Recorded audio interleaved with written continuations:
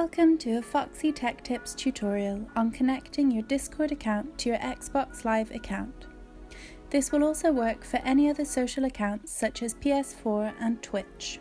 If you find this video helpful, please consider subscribing to my channel and liking the video. Start by launching Discord.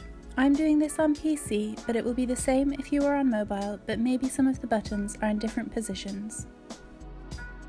On the Discord main page, click the Settings button at the bottom left of the screen that looks like a cog. This will open the user settings for your account.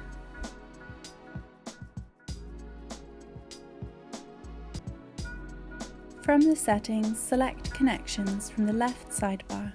Here is a list of all the different social networks you can connect to. Click on the Xbox logo. This will open a pop-up of the Microsoft login page where you will need to sign in to your Xbox account if you weren't already logged in. Click Yes to confirm linking the two accounts. Your Xbox Live account has now been linked to your Discord account. Your Xbox Live activity will be displayed under your Discord profile, but you can turn that setting off here if you want.